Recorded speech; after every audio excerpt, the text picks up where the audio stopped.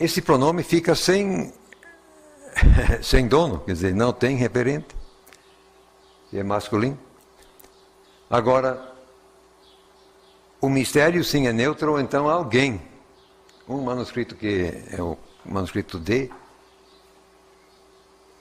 troca isso para o neutro, que aí pelo menos bate com o mistério. Poderia ser. Só que um manuscrito, e ninguém segue. Você não vai achar nenhuma tradução, creio, para o português que coloca que. Todos vão colocar alguma tentativa de representar isso. Agora, todas as heresias aceitas, enfim, etc., que rejeitam a divindade do Senhor Jesus, tipo assim, os mormons, as falsas testemunhas de Jeová, enfim, eles vão lutar, eles brigam unha e dente para defender e preservar este texto. Por quê? Porque acaba com a declaração mais forte da divindade de Jesus que tem no Novo Testamento. Isso aqui é simplesmente a declaração mais forte que tem. Deus se manifestou em carne. 2 mais 2 são 4. Quer dizer, isso é totalmente objetivo.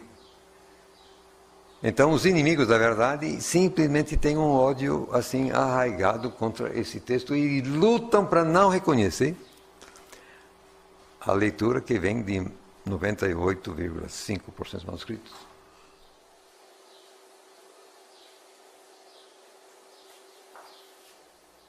Mas aqui não é café pequeno, gente. Você corta fora Deus aqui e coloca aquele, você não acaba com as declarações assim da divindade de Jesus no Novo Testamento, mas você enfraquece. Não acaba, mas enfraquece. Por isso que os inimigos da verdade lutam. Mas eles lutam também para acabar com todos os demais textos que têm a ver com a divindade de Jesus. Então você abre mão aqui, você acaba abrindo mão depois do resto e Jesus não é mais Deus. Quer dizer, pelas evidências. Outra questão realmente séria. Agora vamos ver aqui. Quase na hora de parar. Mas vamos a um caso realmente célebre, que é o término de Marcos. Os últimos 12 versos, Marcos escreveu ou não escreveu? Fazem parte do texto inspirado ou não fazem?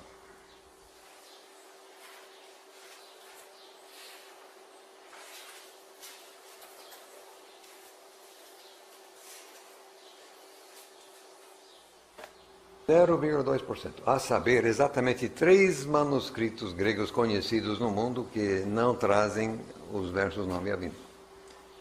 Contra todos os demais, no caso 1700 mais ou menos, que trazem sim. Isso que é 1700 os que nós já conhecemos. Tem outros mais que nós não conhecemos ainda, mas por enquanto já está bom.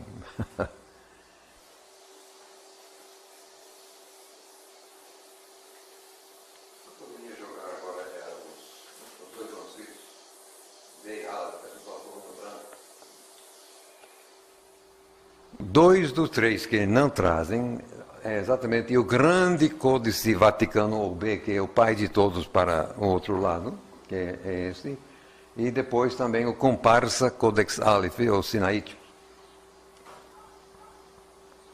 Como você percebe aqui, Codex B, aliás, são volumes assim impressionantes, assim, livros desse tamanho, e pergaminho assim fino, mas bom.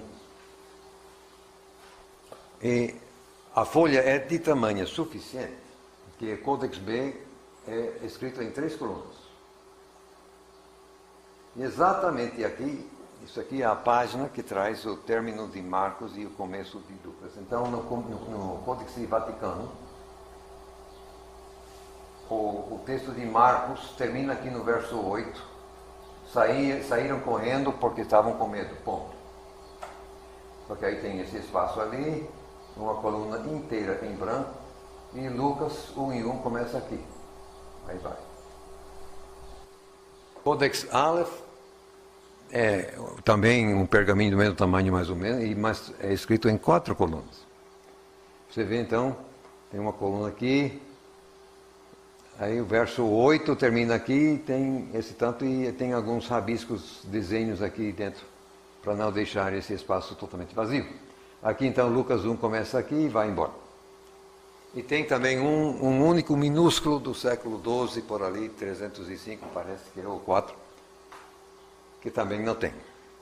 Mas esse minúsculo do século XIII não vem ao caso. Quer dizer, o argumento todo está em cima desses dois grandes, eles que geralmente o pessoal chama dos manuscritos mais antigos e melhores.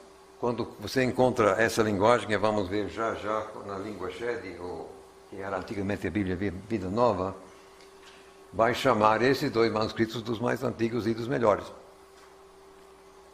Já que estou falando disso, eu convido a sua reflexão para o seguinte.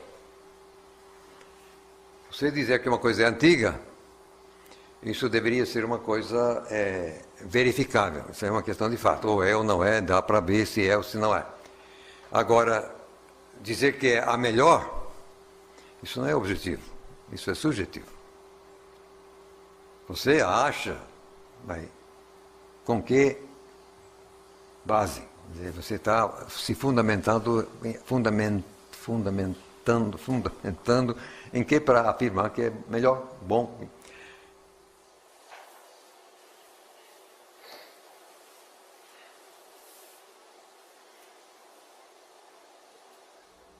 Já disse, o pergaminho aqui é fino, é muito do bom. E por que o copista que preparou o Códice Vaticano deixou uma coluna inteira em branco, por favor? Além do espaço que sobrou aqui. Vê que eu como... mas será que é assim que ele mostra, assim, quando termina um livro e começa outro, aí você vai folheando o Novo Testamento inteiro para ver se encontra alguma outra coluna vazia. Nada. É a única coluna vazia no Novo Testamento inteiro. Peraí. Por que será que o copista joga fora uma coluna inteira de pergaminho assim do mais fino? E comparando o espaço que seria necessário para escrever os 12 versos que estão faltando, cabe. Se poderia colocar os 12 versos omissos aqui, nesse espaço. Eu não estava lá, você entende, mas eu imagino o seguinte, que o copista recebeu ordem do superior, no sentido de cortar fora esses versos, mas como um protesto silencioso, ele teve que obedeceu, mas deixou o seu protesto, deixou o espaço. Não posso provar isso. Fato é, no entanto, que é a única coluna vazia no Novo Testamento inteiro. Por quê? Não sei. O que eu sei, sim, é o que acontece aqui. Agora,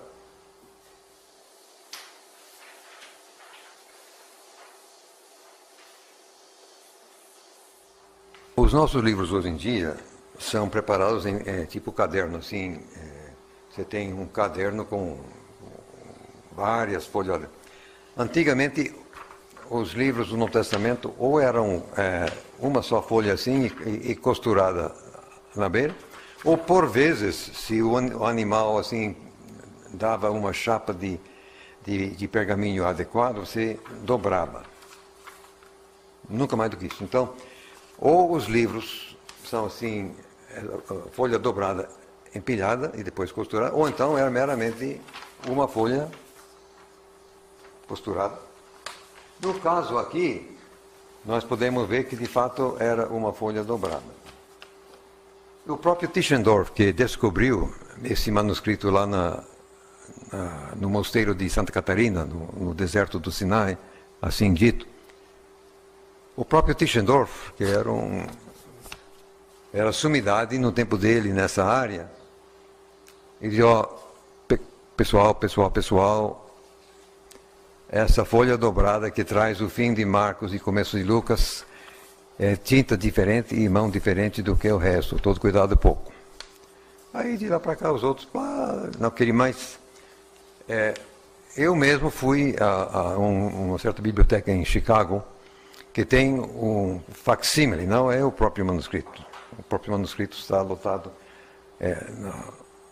na biblioteca da Britânica em Londres. Mas eu peguei na mão um facsímile lá em Chicago.